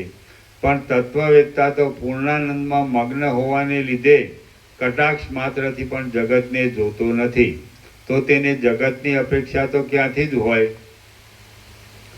એકતાને પ્રાપ્ત થયેલા સ્વરૂપના બોધને લીધે આકાશની પેઠે વ્યાપક થયેલા સ્વસ્થપણાવાળા, સંતોષથી ભરેલા અને મનથી રહિત થઈને આત્મામાં જ રહેનારા જ્ઞાની પુરુષને શરીરોના સમૂહરૂપી ઝાકળથી ભૂરી લાગતી આ બ્રહ્માંડરૂપી ઝાંઝવાના જળની નદી સઘળા સંસારથી રહિત હોવાને લીધે આકાશના ઉદર જેવી શૂન્ય જ પ્રતીત થાય છે. તેને મેરુ આદિ મોટા મોટા પર્વતો વિસ્તીર્ણ બ્રહ્મરૂપી નિર્મળ મહાસાગરના ફીણ રૂપ લાગે છે અને સમુદ્રો પરબ્રહ્મરૂપી સૂર્યથી થયેલા ઝાંઝવાના પાણી રૂપ લાગે છે. તેને સૃષ્ટિઓની પંક્તિઓ આત્મતત્વરૂપી મહાસાગરના તરંગો રૂપ લાગે છે અને સઘળા વૃત્તિ જ્ઞાનો બ્રહ્મપદરૂપી ઉત્તમ મેઘમાંથી થતી વૃષ્ટિઓ રૂપ લાગે છે. વળી તેને ચૈતન્યના પ્રકાશથી સિદ્ધ થતા ચંદ્રના, અગ્નિના તથા સૂર્યના પ્રકાશો ચૈતન્યની પ્રભાવ રૂપ લાગે છે. જ્ઞાની પુરુષો સોના, રૂપા આદિ ધાતુઓને ઘડા જેવી તથા લાકડા આદિ જેવી જ ગણે છે. સૂર, અસુર તથા મનુષ્યો સંસારરૂપી વનમાં ફરનારા તેમજ કામ ભોગોરૂપી ખડને ખાનારા પશુઓ જ છે અને તેઓ જ્ઞાની પુરુષને સ્વપ્નના પદાર્થો જેવા લાગે છે. લોહીથી તથા માંસથી ભરેલા હાડકાઓના ટુકડાઓરૂપી આંગળીઓવાળા, માથાઓરૂપી ઢાંકણાઓવાળા અને નસોરૂપી સાંકળોવાળા આ શરીરોરૂપી પિંજરોમાં જીવોરૂપી કીડાઓ ખદબદ થયા કરે છે. વિધાતારૂપી મદારી જુદી જુદી બુદ્ધિઓરૂપી છોકરીઓને વિનોદ આપવાને માટે ચામડાના પૂતળાઓ જેવા મૂઢ પ્રાણીઓરૂપી જંગલી મૃગોને આ સંસારરૂપી નગરીની ગલીઓમાં ફેરવ્યા કરે છે. સર્વનો ત્યાગ કરનારો જ્ઞાની પુરુષ તો જરા પણ એ જંગલી મૃગોની પંક્તિમાં ગણાય નહીં. કેમ કે જેમ મંદ પવનોથી પર્વત ચલાયમાન થાય નહીં, તેમ ભોગોના સમૂહોથી જ્ઞાની પુરુષ ચલાયમાન થાય નહીં. હે રામ, જ્ઞાની પુરુષ તો સર્વોત્તમ પદમાં રહે છે અને તેમાં ચંદ્રને તથા સૂર્યને ફરવાનું આકાશ પણ એક ગુફા જેવડું લાગે છે. બ્રહ્મ વિદ્યાના આનંદમાં મગ્ન રહેનારા જ્ઞાની પુરુષને તો સમજુ છતાં પણ જગતના વ્યવહારમાં મગ્ન રહેનાર અને મૂઢ લોકોની પેઠે પોતપોતાના શરીરનું પાલન કર્યા કરતા લોકપાલ દેવતાઓ પણ સંસારરૂપી અંધકારમય સમુદ્રમાં દેખવા છતાં ભૂલ કરતા જોવામાં આવે છે. જેમ વાદળાઓ સમીપમાં રહેતા હોવા છતાં પણ આકાશને રંગી દેતા નથી, તેમ જગત સંબંધી કોઈ પણ પદાર્થો ઉદાર હૃદયવાળા તત્વવેત્તા પુરુષને રંગી દેતા નથી, આસક્ત કરી દેતા નથી. જેમ પાર્વતીના નૃત્યને જોનારા મહાદેવને વાંદરાઓના નાચમાં રુચિ થતી નથી, તેમ તત્વના આનંદમાં મગ્ન રહેનારા જ્ઞાની પુરુષને આ જગત સંબંધી કોઈ પદાર્થોમાં રુચિ થતી નથી. જેમ ગળામાં રહેલા રત્નને તે રત્ન જ્યારે બહાર હતું ત્યારે તેમાં પડેલા પ્રતિબિંબો રંગી શકતા નથી, તેમ બ્રહ્મવેત્તા પુરુષને આ જગત સંબંધી કોઈ પણ પદાર્થો રંગી શકતા નથી. જેમ રાજહંસ સડેલા શેવાળના ટુકડાઓમાં જરા પણ રુચિ ધારણ કરતો નથી, તે જ પ્રમાણે જ્ઞાની પુરુષ અજ્ઞાનીઓએ વજ્રપંજર જેવા લાગતા આ સંસારને હાલતા પાણીમાં તરંગોએ આગળ કરી દેખાડેલા પ્રતિબિંબ જેવો ખોટો સમજે છે અને તે સંસારની લીલા સંબંધી સુખોમાં જરા પણ રુચિ ધારણ કરતો નથી. શ્રી યોગ વાસિષ્ઠ મહારામાયણમાં સ્થિતિ પ્રકરણનો પૂર્ણાશય સ્વરૂપ વર્ણન નામનો સર્ગ 57મો સમાપ્ત. સર્ગ 58મો. બાહસ્પત્ય કચે ગાયેલી ગાથા. બાહસ્પત્ય કચે ગાયેલી ગાથા. આ 58મા સર્ગમાં પૂર્ણ પદમાં આરૂઢ થયેલાની સર્વાત્મકપણાથી જે સ્થિતિ થાય છે તેને જણાવનારી કચે ગાયેલી ગાથા કહેવામાં આવશે. વશિષ્ઠ બોલ્યા, હે રામ, આ વિષયમાં જ બૃહસ્પતિના પુત્ર કચે ગાયેલી પુરાતન પવિત્ર ગાથાઓ હું તમને કહું છું, તે તમે સાંભળો. મેરુ પર્વતના કોઈ વનમાં રહેતો બૃહસ્પતિનો પુત્ર કચ્છ કોઈ સમયે બ્રહ્મ વિદ્યાના અભ્યાસના પરિપાકને લીધે આત્મામાં વિશ્રાંતિ પામ્યો હતો. યથાર્થ જ્ઞાનરૂપી અમૃતથી ભરાયેલી તેની બુદ્ધિ પંચભૂતમય તરત નષ્ટ થનારા અને અનાદર કરવાને યોગ્ય એવા આ દ્રશ્યમાં ક્યાંય પણ રુચિ કરતી ન હતી. આત્મા વિના બીજું કાંઈ પણ નહીં જોતો એ કચ્છ એકલો રહેવાને લીધે જાણે અલગ પડી ગયો હોય તેમ હર્ષથી ગદગદ વાણી વડે નીચે પ્રમાણે ગાથા બોલ્યો હતો. આ સગળું જગત જેમ પ્રલયકાળના જળથી ભરપૂર થઈ જાય છે તેમ મારા આત્માથી જ ભરપૂર છે. તો હવે આ જગતમાં હું શું કરું, ક્યાં જાઉં, શું લઉં અને શું છોડી દઉં? દુઃખને ભોગવનારો જીવ અને જીવે ઈચ્છેલું સુખ એ સઘળું દિશાઓથી પણ મોટા આત્મારૂપ થઈ ગયું છે. અહો, આ સઘળું આત્મામય છે એમ જાણવામાં આવ્યું એટલે મારા કષ્ટો પોતાની મેળે ટળી ગયા. હવેથી મારે કાંઈ છોડવાનું કે લેવાનું રહ્યું નથી. બહારના તથા અંદરના પદાર્થો સહિત દેહમાં ઊંચે નીચે અને દિશાઓમાં જ્યાં જોવું ત્યાં આત્મા જ છે. આત્માથી ન્યારું કાંઈ પણ નથી. સર્વમાં આત્મા રહેલો છે અને આત્મામાં સર્વ રહ્યું છે. એટલું જ નહીં, પણ જે કાંઈ દ્રશ્ય છે તે આત્મા જ છે. હું પણ આત્મામાં જ રહ્યો છું અને આત્મા જ છું. જે કાંઈ ચેતન કે અચેતન છે તે સર્વમાં હું છું અને તે સઘળું હું છું. ચૈતન્યમાં એવો હું અપાર આકાશને પણ ભરપૂર કરી દઈને સર્વત્ર રહ્યો છું. જેને એક અખંડ મહાસાગરની ઉપમા આપવામાં આવે છે એવો હું પૂર્ણ અને પરમાનંદ રૂપે રહ્યો છું. હે રામ, મેરુ પર્વતની કુંજમાં રહેલો એ કચ્છ એ પ્રમાણે ગાથા ગાઈને એવી જ ભાવના કર્યા કરતો હતો. અનુક્રમે ઓમકારનું ઘંટાના શબ્દ જેવું ઉચ્ચારણ કરતો અને ઓમકારના માથે રહેલી ઓમકારની પાછલી તુર્યપદને જણાવનારી કોમળ અર્ધમાત્રાને શુદ્ધ હૃદયમાં ચિંતવતો એ કચ્છ કારણોમાં કે કાર્યોમાં નહીં રહેતો તુર્યપદ બ્રહ્મ સ્વરૂપમાં જ રહ્યો હતો. હે રામ, કલ્પનારૂપી કલંક ટળી જવાને લીધે એ કચ્છ શુદ્ધ થયો હતો. એના પ્રાણવાયુનું ચલન નિરંતર હૃદયમાં જ લીન રહેતું હતું અને તેથી તે વાદળા વિનાના શરદ ઋતુના આકાશ જેવો થઈ રહ્યો હતો. એવો એ કચ્છ ઉપર કહેલી ગાથા ગાયા કરતો હતો. શ્રી યોગ વાસિષ્ઠ મહારામાયણમાં સ્થિતિ પ્રકરણનો કચ્છ ગાથા નામનો સર્ગ 58મો સમાપ્ત. સર્ગ 59મો. બ્રહ્માના સંકલ્પથી જગતની કલ્પના અને શાસ્ત્રોની ઉત્પત્તિ. આ 59મા સર્ગમાં વિષયનું અસારપણું, બ્રહ્મના સંકલ્પથી જગતની કલ્પના, વૈરાગ્યથી બ્રહ્માનો વિશ્રામ અને શાસ્ત્રોની ઉત્પત્તિ કહેવામાં આવશે. વશિષ્ઠ બોલ્યા, હે રામ, આ સંસારમાં અન્નપાનોના અને સ્ત્રીઓના ઉપભોગથી બીજું કંઈ પણ વધારે સારું નથી એમ નિશ્ચય કરીને મહાત્મા પુરુષ અન્નપાનોની અને સ્ત્રીઓની ઈચ્છા કરે કે એવી ઈચ્છા કરવી એ શાસ્ત્રોના સંપ્રદાયથી મળતી આવે કે નીચ પુરુષો જેનાથી સંતુષ્ટ થાય છે તેનાથી તો પક્ષીઓ અને પશુઓ આદિ મૂળ પ્રાણીઓ પણ સંતુષ્ટ થાય છે. ભોગો કંગાલ પ્રાણીઓના સર્વ સ્વરૂપ છે અને આદિમાં, મધ્યમાં તથા અંતમાં ખોટા જ છે. તે ભોગો પર જો વિશ્વાસ રાખે છે તેમને મનુષ્ય શરીરવાળા ગધેડા જ સમજવા અને તેમનું નામ પણ લેવું નહીં.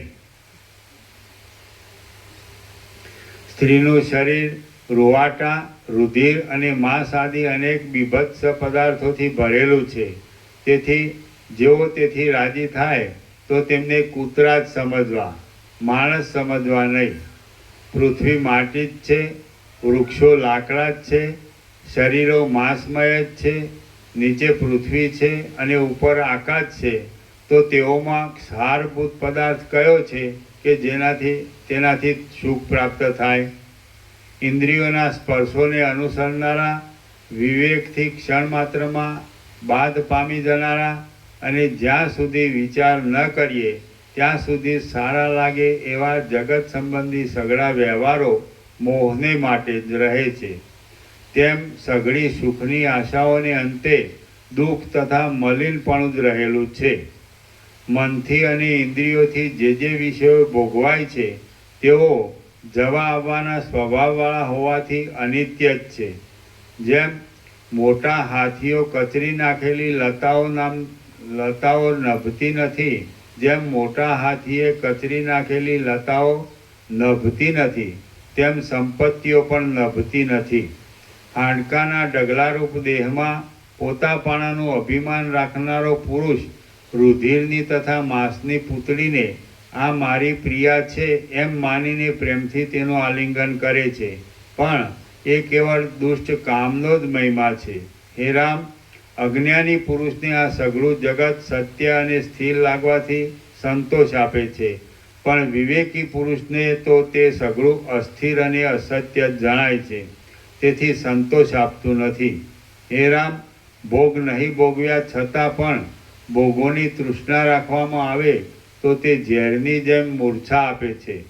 ત્યારે ભોગ ભોગવવા મળતા એ તૃષ્ણા ઝેરની જેમ મૂર્છા આપે તેમાં શું કહેવું? એટલા માટે હે રામ, એ ભોગની આસ્થાને છોડી દઈને તમે આત્માની એકતાની નિષ્ઠાને ભજો. ચિત્ત જ્યારે દેહાદિક અનાત્મ પદાર્થોની ભાવનામાં લાગ્યું ત્યારે જ આ જગતરૂપી મિથ્યા જાળ પ્રકટ થઈ છે. જેમ સૂર્ય આદિનું તેજ સોના આદિની ભીંત ઉપર લાગીને તેને અનુસરતો પોતાનો આકાર કરી લે છે, તેમ બ્રહ્માના મને આપણી વાસનાઓને અનુસરીને સંકલ્પથી જ આ જગતરૂપી શરીર કલ્પી લીધું છે. રામ બોલ્યા, હે મહાબુદ્ધિમાન મુનિ, પૂર્વકલ્પના કોઈ જીવનું મન આ કલ્પમાં બ્રહ્માની પદવી મેળવીને આ જગતને કેવી રીતે પ્રાણીઓથી અત્યંત ઘાટું બનાવે છે? વશિષ્ઠ બોલ્યા, કમળમાં ઉત્પન્ન થયેલા પહેલા બાળક બ્રહ્માએ કમળરૂપી શયનમાંથી ઉઠીને પ્રથમ બ્રહ્મ બ્રહ્મ એવો શબ્દ કર્યો, તેથી તે બ્રહ્મા કહેવાય છે. સંકલ્પોના સમૂહરૂપ અને મનથી જ જેનો આકાર કલ્પાયો છે તેવા એ બ્રહ્માના સંકલ્પે પાછળની સૃષ્ટિ કરવાનો ઉદ્યમ કર્યો. તેમાં પ્રથમ તેજનો સંકલ્પ થયો. તે મોટી પ્રભાવાળું હતું અને શરદ ઋતુના અંતમાં લતાઓ પીળી થઈ જાય છે તેવી પીળી ચકરીઓથી તે દિશાઓને ભરી દેતું હતું. પક્ષી પોતાની પાંખોને પસારતા તેનામાં જેવી નસો દેખાય છે એવા તંતુઓથી તે આકાશમાં વ્યાપ્ત થયું હતું. સઘળા પ્રદેશોમાં પીળાશના સમૂહવાળું હતું અને આકાશમાં સુવર્ણમય પાણાની ભ્રાંતિ કરી દેતું હતું. ઘરના ગોખોમાં નંખાયેલી સોનાની જાળીઓની પેઠે તે ચકચકતા કિરણોથી બ્રહ્માના રહેવાના કમળને પણ ચકચકિત કરી દેતું હતું અને ફેલાતા સુંદર બગીચાના જેવા કિરણોના આવર્તનોથી તે શોભી રહ્યું હતું. પછી મનરૂપી શરીરવાળા બ્રહ્માએ એ પ્રકાશિત તેજમાં અત્યંત પ્રદીપ્ત પોતાના આકાર જેવો એક આકાર કલ્પ્યો અને તે સૂર્ય રૂપે તેમાંથી ઉદય પામ્યો. એ આકાર જ જ્વાળાઓના મંડળના મધ્યમાં રહેનારો, સોનાના ચકચકતા કુંડળોવાળો, આસપાસ મોટી મોટી જ્વાળાઓવાળા અગ્નિઓથી વીંટાયેલો, જ્વાળાઓથી વિશાળ અવયવોવાળો અને આકાશના મંડળને પ્રભાવથી વ્યાપ્ત કરી દેનારો સૂર્ય કહેવાય છે. પછી જેમ સમુદ્ર તરંગોને ઉછાળે છે તેમ મહાબુદ્ધિમાન બ્રહ્માએ તે તેજના અવશેષ રહેલા ભાગને વિભાગો પાડીને ઉછાળ્યા અને તેમાંથી બ્રહ્માના જેવી જ શક્તિઓવાળા તેમજ સંકલ્પ માત્રથી ઐશ્વર્યોને પામેલા મરીચી આદિ પ્રજાપતિઓ ઉત્પન્ન થયા. પછી એ પ્રજાપતિઓ જે વસ્તુઓને જે રીતે સંકલ્પવા લાગ્યા તે વસ્તુઓને તે રીતે તેઓ પોતાની આગળ ખડી થયેલી જોવા લાગ્યા તેમજ તે વસ્તુઓને પામવા લાગ્યા. એ પ્રજાપતિઓએ જે ઘણા પ્રકારના પ્રાણીઓના સંકલ્પો કર્યા તે પ્રાણીઓ તરત તેમના જોવામાં આવ્યા તથા તેમને પ્રાપ્ત થયા. એ પ્રજાપતિઓમાં આગળ જતા મૈથુનની ક્રિયા ચાલી, એટલે એકમાંથી બીજા, બીજામાંથી ત્રીજા અને ત્રીજામાંથી ચોથા એમ ઘણા વિવિધ પ્રાણીઓ પ્રકટ થયા. પછી બ્રહ્માએ વેદોનું સ્મરણ કરીને ઘણા યજ્ઞોના પ્રકારો કલ્પ્યા અને પોતાને રહેવાના કમળમાંથી 14 લોકોની સ્થિતિઓ કલ્પી. હે રામ, આ રીતે મન જ મોટા શરીરવાળું બ્રહ્માનું રૂપ લઈને આ 3 ગુણમય સ્વરૂપવાળી સૃષ્ટિને ઉત્પન્ન કરે છે.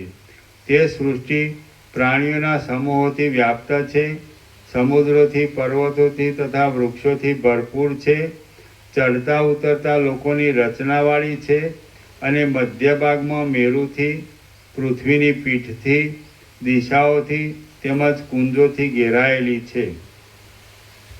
વળી તે સુખ, દુઃખ, જરા, જન્મ અને મરણથી તેમજ ઘણી ચિંતાઓથી સમજુ મનુષ્યને બોધ આપનારી છે અને રાગ, દ્વેષ તથા ભયના ઉદ્વેગવાળી છે. બ્રહ્માના મનમાંથી ઉઠેલા સંકલ્પોરૂપી હાથોએ આરંભના સમયમાં જે પદાર્થોને જે રીતે જોઈ શકાય અને પામી શકાય એવો કલ્પેલો છે તે પદાર્થ અદ્યાપી સુધી તે રીતે જ જોઈ શકાય છે અને પામી શકાય છે. બ્રહ્માની કલ્પના અનુસાર જ બીજાઓની કલ્પનાઓ પ્રવર્તે એવો માયાનો સંપ્રદાય છે. જેમ બ્રહ્મામાં સમષ્ટિ મન રહ્યું છે તેમ બીજા પ્રાણીઓમાં વ્યષ્ટિ મન રહ્યું છે. એ મન સઘળા પ્રાણીઓમાં રહીને સંસારની જ કલ્પના કર્યા કરે છે અને કોઈક વિરલ પ્રાણીઓમાં રહેલું મન બ્રહ્મની ભાવના પણ કરે છે. આ રીતે મને સંકલ્પ માત્રથી તરત જ કલ્પી લીધેલો જગતરૂપી મિથ્યા ભ્રમ અજ્ઞાનીઓની દ્રષ્ટિમાં સ્થિરપણાને પ્રાપ્ત થયો છે. જગતની સઘળી ક્રિયાઓ સંકલ્પથી જ ઉત્પન્ન થાય છે અને ક્રિયાઓના નિયમને અનુસરનારા દેવતાઓ પણ સંકલ્પથી જ પ્રગટ થાય છે. પછી સૃષ્ટિનો વિસ્તાર તથા ઇન્દ્ર અને વિરોચન આદિ કેટલાક રાજાઓ પરસ્પરની શત્રુતા કરનારા ઉત્પન્ન થાય છે. તેઓ પોતપોતાના ઉત્કર્ષ માટે ધર્મની તથા અધર્મની વૃદ્ધિ કરવાનો યત્ન કરવા માંડે છે. એટલે પ્રજાઓમાં વધ, બંધન તથા રોગ આદિ કલેશોની ભારે પીડા થાય છે. એ જોઈને કાયર થયેલા ભગવાન બ્રહ્મા કમળ ઉપર બેસીને વિચાર કરે છે. મનમાં સંકલ્પ માત્રથી જ આ સૃષ્ટિરૂપી વિચિત્ર ચિત્ર ઉત્પન્ન થયું છે. મોટા વિસ્તારવાળી, તે વ્યવહારોના વિકારોવાળી, રુદ્ર, વિષ્ણુ તથા ઇન્દ્ર આદિ દેવતાઓવાળી અને પર્વતોથી, સમુદ્રોથી, પાતાળોથી, પૃથ્વીથી, અંતરિક્ષથી, દિશાઓથી તથા સ્વર્ગ આદિ ભુવનોથી ભરપૂર થયેલા પ્રદેશોવાળી આ સૃષ્ટિ મેં કેવળ ભારે સંકલ્પોની જાળથી જ ચારે બાજુ ફેલાવી છે. હવે તો હું આ સંકલ્પોને ઉછાળવાની પદ્ધતિથી કાયર થઈ ગયો છું. આવો નિશ્ચય કરીને કલ્પનારૂપી અનર્થોના સંકટમાંથી વિરામ પામી સંકલ્પો કરવા છોડી દઈને તે બ્રહ્મા પોતાના મનથી પોતાના સ્વરૂપભૂત અનાદિ પરબ્રહ્મનું અનુસંધાન કરવા માંડે છે.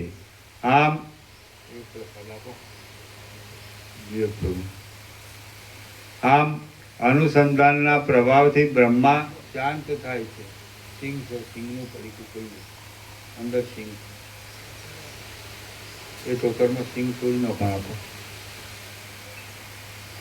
તે બ્રહ્મા પોતાના મનથી પોતાના સ્વરૂપભૂત અનાદિ પરબ્રહ્મનું અનુસંધાન કરવા માંડે છે. આમ અનુસંધાનના પ્રભાવથી બ્રહ્મા શાંત થાય છે. તેમનું મન ગળાઈ જાય છે અને જેમ થાકેલો પુરુષ ગુપ્ત સ્થળમાં કરેલા શયનમાં વિશ્રાંતિ ભોગવે છે તેમ તે કેવળ પરબ્રહ્મના જ પ્રકાશવાળા ધ્યાનમાં વિશ્રાંતિ ભોગવે છે. મમતાથી તથા અહંતાથી રહિત થયેલા અને ધ્યાનથી પરમ શાંતિને પ્રાપ્ત થયેલા તે બ્રહ્મા પવન વિનાના સમુદ્રની જેમ પોતે પોતાના સ્વરૂપમાં જ રહે છે.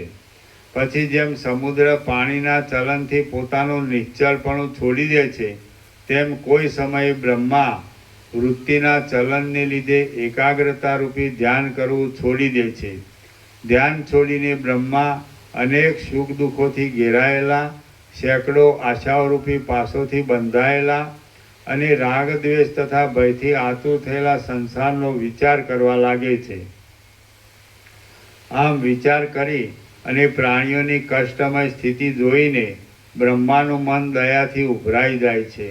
એટલે તે પ્રાણીઓનું કલ્યાણ કરવા માટે અને મુક્તિનો માર્ગ દેખાડવા માટે ગંભીર અર્થોવાળા તેમજ બ્રહ્મ જ્ઞાનથી ભળેલા અને અનેક પ્રકારના શાસ્ત્રો રચે છે. તે વેદોનો તથા વેદોના અંગોનો સંગ્રહ કરે છે અને પુરાણ આદિ બીજા શાસ્ત્રોને પણ રચે છે. જગતની ચેષ્ટા જોઈને તે પ્રમાણે શાસ્ત્રોરૂપી મર્યાદાનું સ્થાપન કર્યા પછી બ્રહ્મા વળી તે આપદાઓમાંથી નીકળી કમળની ઉપર સ્થિરતાથી બેસે છે અને આગળ પ્રમાણે ધ્યાનનો આશ્રય કરીને મંદરાચરથી રહિત થયેલા ક્ષીરસાગરની જેમ શાંતપણાથી તથા સ્વસ્થપણાથી પોતાના સ્વરૂપમાં જ રહે છે. કોઈ સમયે એ બ્રહ્મા પોતાની વૃત્તિ સઘળા સંકલ્પોથી રહિત થયા છતાં પણ યદિચ્છાથી કેવળ લોકોના ઉપર અનુગ્રહ કરવા સારું વ્યવહારની રીતિને અનુસરે છે. હે રામ, એ પ્રમાણે વ્યવહારને અનુસરવાના સમયમાં પણ બ્રહ્મા અંતઃકરણથી કોઈને મિત્ર ગણીને તેના ઉપર પ્રેમ કરતા નથી, કોઈને શત્રુ ગણીને અંતઃકરણપૂર્વક તેનો ત્યાગ કરતા નથી. અડધું પેજ, એક પેજ છે, એક પેજ. તમારું મોડું થાય છે, પૂરું કરો.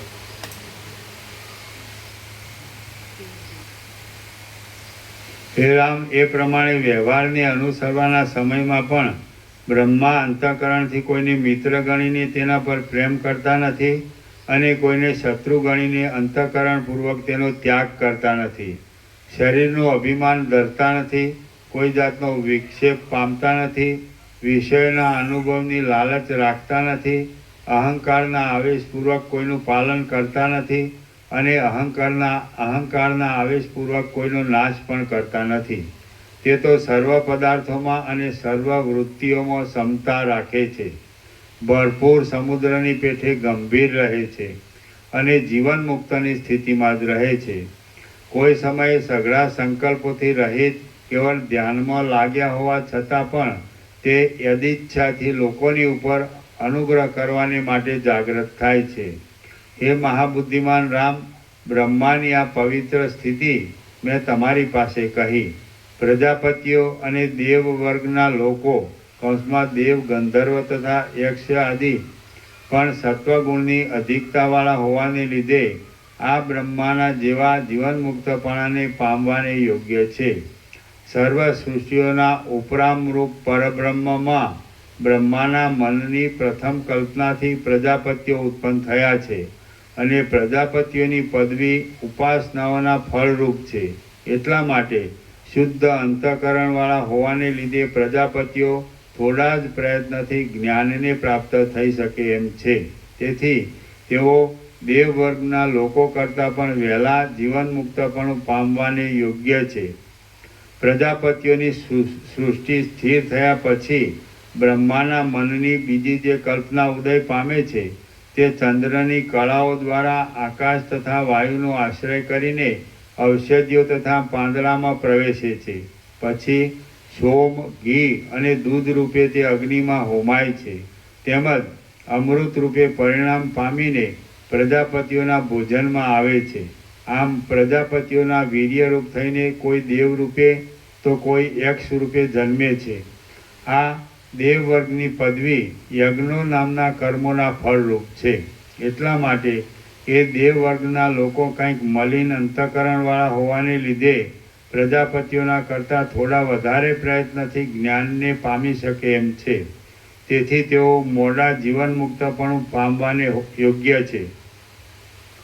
મનુષ્યો તો પાપ પુણ્યના મિશ્રણપણાથી ઉત્પન્ન થયા છે, માટે તેઓ વધારે મલિન અંતઃકરણવાળા છે. તેઓ જો બહુ પ્રયત્નથી સત્સંગ, ઇન્દ્રિયોનો જય તથા શ્રવણ મનનાદિ જ્ઞાનની પ્રાપ્તિ પર્યંત અભ્યાસ કર્યા કરે તો જ જ્ઞાનને પ્રાપ્ત થઈ શકે એમ છે. આમ તેઓ માંડ માંડ જીવન મુક્તપણું પામે છે. પ્રજાપતિઓની, દેવવર્ગની તથા મનુષ્યની યોનિમાં પણ જે જીવ અવતર્યો હોય તેને સજ્જનનો સંગ મળે તો તે જ જન્મમાં સજ્જનના ગુણો પ્રાપ્ત થાય છે, અને દુર્જનનો સંગ મળે તો તે જ જન્મમાં દુર્જનના ગુણો પ્રાપ્ત થાય છે. એટલા માટે સઘળાઓ દુર્જનના સંગથી દૂર રહે સજ્જનના સંગમાં તત્પર રહેવું યોગ્ય છે.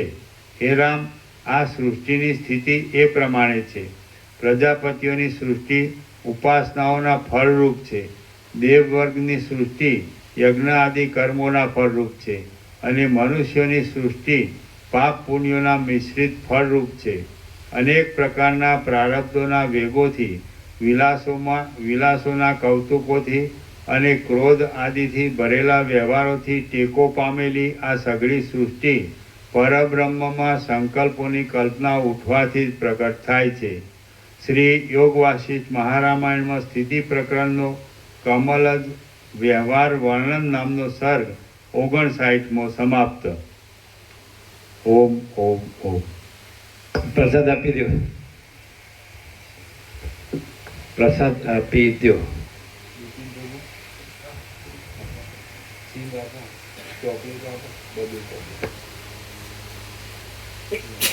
પેલી બુંદી અપાઈ ગઈ, બુંદી સપ્રો છે તો આજે આવ્યા એને આપો. હા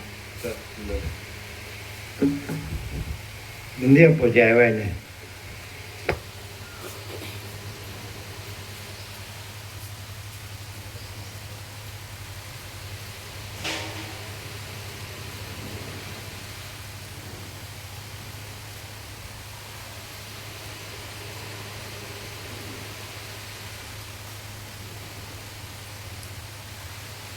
લઈ આવો બુંદી.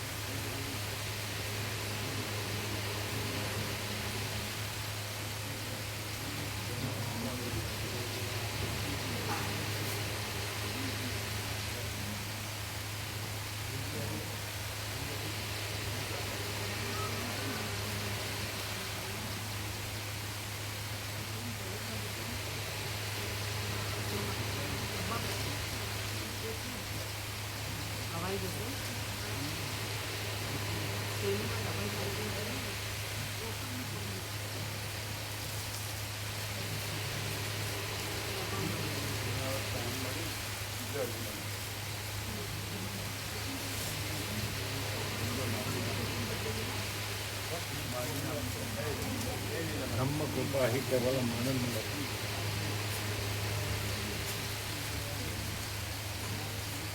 બ્રહ્મ કૃપા હિ કેવલમ આનંદ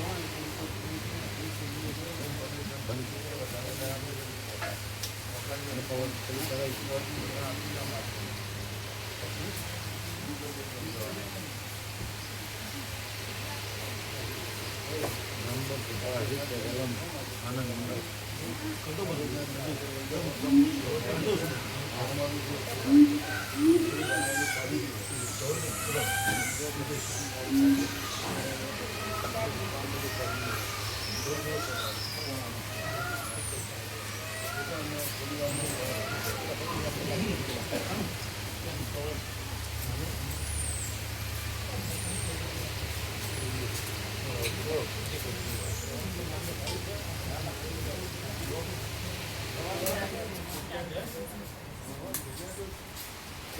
બ્રહ્મ કૃપા હિ કેવલમ આનંદ મંગલ.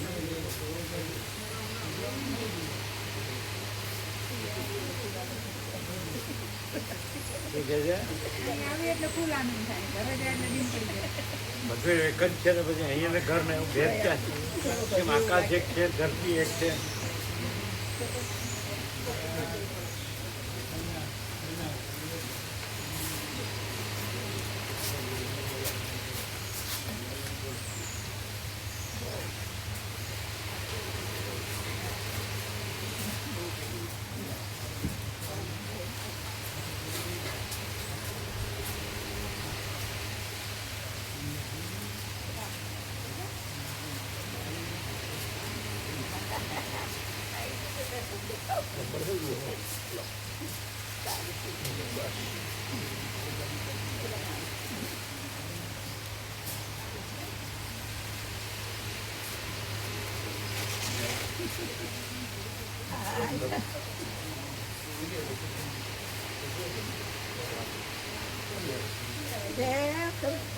જય પ્રભુ.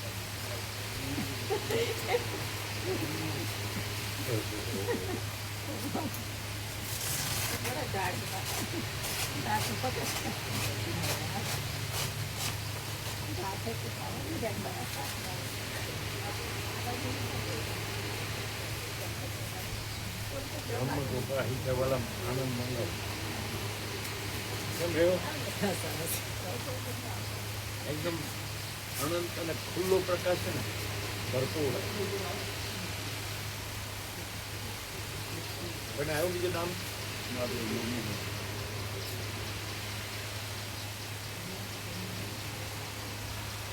બ્રહ્મ કૃપા હિ કેવલમ આનંદ મંગલ. આમ અનંત અને ખુલ્લો પ્રકાશ છે ને, પ્રકાશ જ પ્રકાશ છે. અને સંકલ્પ કલ્પનાનું આ જગત છે જ તે.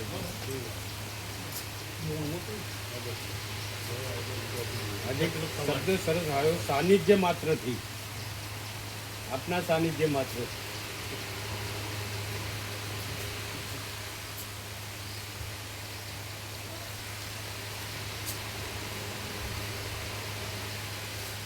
તમારે કઈ તમારે બ્રહ્મ કૃપા હિ કરો આનંદ મંગલ. બીજા નામ નથી આવ્યું ને?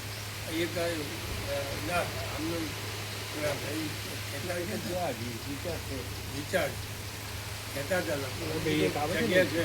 કોણ? આ પેલા આવે છે. અહીં નદી તટમાંથી આવે છે ને, નદી કિનારેથી, એ બેને વાત કરી એટલે કે તમારે રામજી પ્રભુ કે એની સાથે વેગ છે તો કઈ તમે ગયા હતા કઈ? હા, અમે ગયા હતા ને. પેલા વાત થઈ હતી ને? હા હા, તો નટુ પ્રભુ ગયા હતા, હું ગયો હતો, અને ભાઈ પ્રભુ પણ હતા. કોણ હતું? શું નામ આપણે અહીં બેસે છે? જીતુ પ્રભુ. એ પણ નટુ ગયા. પ્રભુની સાથે એ જતા હતા ગાંધીનગર, એટલે એ પણ ત્યાં આવ્યા હતા. એટલે નટુ પ્રભુને ગયા એ દરમિયાન હું પણ ગયો. પછી ખાસ તો અહીં આવવાની વાત કરી કે ભાઈ તમે દરરોજ આવો ત્યાં આગળ, બરાબર. એટલે વિવેક પ્રભુને એ તો બધા કહે છે જ, એમના વિવેક પ્રભુના મારી પર એના ઘેરથી પણ કહે છે કે તમે જાઓ, અહીં કંઈ કરવાની જરૂર જ નથી. મેં જાણ્યું છે કે લગભગ શોધના એ આવે છે હવે. કાલે સાંજે હતા. હા, આવે છે એવા સમાચાર છે. પેલું નોંધ્યું ભગવાન પ્રભુનું મૂક્યું ને, ભગવાન પ્રભુનું મૂક્યું નોંધાઈ ગયું. અને સેવા 178 ને એક આવી 179 અને 121 બાકી. હા, આ તો ફોન લગાવો. આવવાની કે ગોવા પર બાપુ પુરાવાળા હતા એ કાઢી નાખીશું પણ જો આમાં આજે આવશું આજે આવીને કાલે આજે ના કાઢી સાથે લગાવી દીધી. તમે શું બોલ્યા? બાપુપુરા કાલે આવવાના હતા સેવા આપવા પણ કાલે નહીં આવ્યા કે રાતીબા ફોન આવ્યો હતો તો અમે સવારમાં આવી એટલે બધા કેટલા હાજર જણની સેવા હતી? 5 જણ એટલે સાથે લગાવી દીધી. હા, 7 જણ. એટલે વિવેક શું કર્યો? હા, એને વિવેક શું કર્યો તમે? એટલે કીધું એને સમજાવ્યું છે કે આવી છે એમ. શું સમજાયું? એને સાચું સમજાવ્યું છે આમ તો એમ કંઈ કેવું? જવું જોઈએ એમ. વાતો તો એ રીતે કરે છે ભાઈ, વાતો વાતો કરે છે. વાતો કરી હવે અનુસરવું ના અનુસરવું એ એની પોતાની. અને વિવેક પ્રભુ વિવેક પ્રભુ તો ખાસ કહે છે કે તમે જાઓ, એની કોઈ જરૂર જ નથી એમ કહે છે. હમણાં આ આખો અનંત ખુલ્લો પ્રકાશ હા, છે, છે જ છે. ભરપૂર અને અજરામર અખંડ અવિનાશી અનંત પ્રકાશ, અનંત આનંદ, અનંત શાંતિ.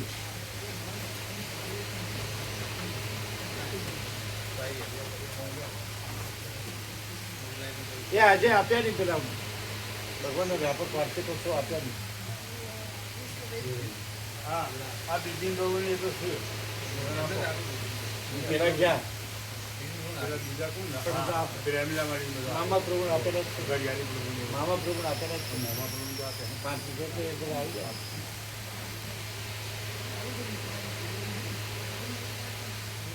અને વજન મૂકો છો ને તો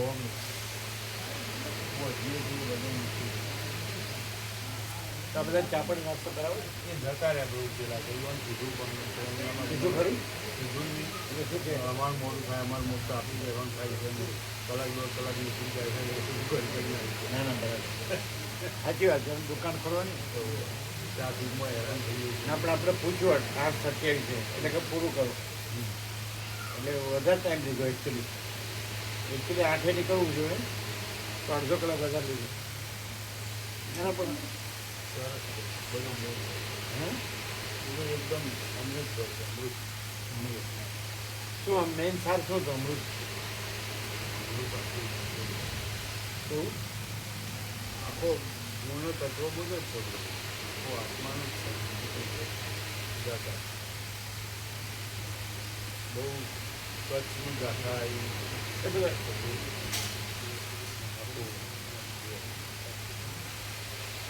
એટલે विनोद को फोन करो. विनोद को क्या था आपकी बात हुई कोई? देखो हम ना फोन नहीं रखते, हम फोन नहीं रखते, मोबाइल नहीं रखते. नहीं मोबाइल नहीं रखते. अच्छा એ तरह से अगर कभी होती है ना तो तो अभी तो हमको कुछ करेगा हमको कुछ करेगा नहीं. जैसी उसकी प्रेरणा होती है. लेकिन ये एकाएक जो हुआ ना हाँ, तो वो दूसरे का सजेशन हो ऐसा लगता है, उसका अपना नहीं लगता है. नहीं नहीं अपना ही है, हाँ नहीं उसका अपना ही है. अपना नहीं है. अपने का भी हो सकता है. तो इतना दिन तक नहीं हुआ और कभी कोई क्यों हुआ? बस जैसा उन्होंने बताया था कल शाम को बात की थी 5:15 बजे. તમારી વાત થઈ ગઈ? 5:15 नहीं, हमने की थी. हाँ उनके मोबाइल से हमने की थी. तो उन्होंने ये बताया, मैं ध्यान में बैठा हुआ था, अचानक मेरे अंदर से प्रेरणा हुई कि तू एकांत में ध्यान कर. ओम ओम ओम. हाँ. हमको तो और कुछ कहना नहीं है. आपको कुछ कहना है क्या?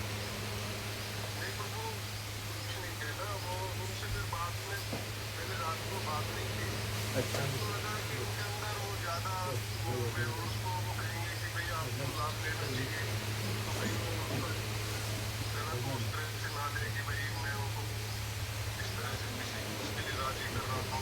हाँ तो जरूरत नहीं है ना.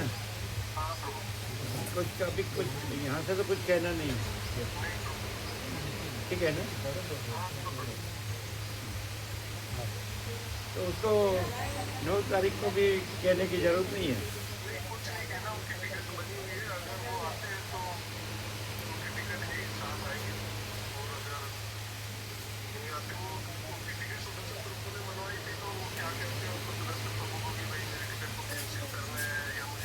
हाँ तो सुदर्शन को बोल देना, वो जो कहे वो करने का।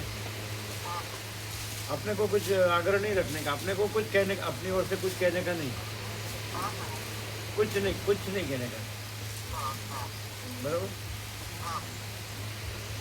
यहाँ तो कुछ प्लस माइनस होता ही नहीं है, पूर्ण मद पूर्ण मिदम। यहाँ जो परम चिदाकाश परम चित्तखंड जी, वो तो अनंत पूर्ण है, अजरामर अखंड अविनाशी है, अखंड सच्चिदानंद। तो उसमें तो दूसरा कुछ नहीं है, दूसरा कुछ होता नहीं है, वो तो केवल स्वरूप है, स्वरूप छोड़ता नहीं, स्वरूप से दूसरा होता नहीं। इसे इधर तो पूर्ण मद पूर्ण मिदम, कुछ प्लस माइनस होता नहीं, आभास का कुछ नहीं है, आभास का कुछ होता नहीं। क्लियर है? ये तो पूर्ण ही है कि नहीं? आभास जो अविद्या वासना का संकल्प, मैं जगत, मैं मेरा, ऐसा राग द्वेष जन्म मृत्यु हर शोक, ये कुछ है ही नहीं, सुख दुख। क्लियर है ना? परम शांति, परम प्रकाश, परम आनंद, परम शांति ही है, अनंत प्रकाश, अनंत आनंद, अनंत शांति ही है। क्लियर है ना? ओम ओम ओम। देखो हमने पूछा था उनसे शाम को ही कि 9 तारीख को तो आ रहा है ना, तो कहने लगे नहीं, जैसे मैं ध्यान से उठा ना तो मैंने सबसे पहले सुदर्शन के पास फ़ोन किया था कि मेरा टिकट कैंसिल कर दो, मैं मोटर नहीं जाऊँगा। तो मैंने कहा एकदम, फिर मैंने कहा अरे ऐसा क्यों कर रहा है, तो आ जा एक दिन के लिए। बोला मैं अंदर से नहीं आवाज़ आ रही, तो मैं कैसे आपकी जिद से आऊँ? मैं कैसे? मैं जिद कर रही थी हाँ उसको, हाँ, आ जा एक दिन के लिए, तो बोले मैं आपकी जिद से कैसे आऊँ, मेरे अंदर का नहीं है। अंदर से हाँ, आवाज़ नहीं आ रही है। बस उसका ईगो हर्ट हुआ ऐसा तो नहीं है, नहीं नहीं नहीं, यहाँ से कोई विवेक हुआ हो। नहीं बिल्कुल नहीं नहीं यहाँ नग्न सत्य है तो किसी का अहम है, वो हर्ट हो सकता है। नहीं, बिल्कुल भी नहीं है ऐसी बात। ठीक है, ये शुरू से ही अकेला ध्यान में बैठा रहता है।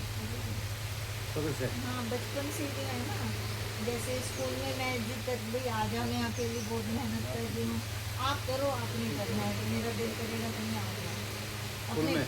अपने प्राइवेट स्कूल में।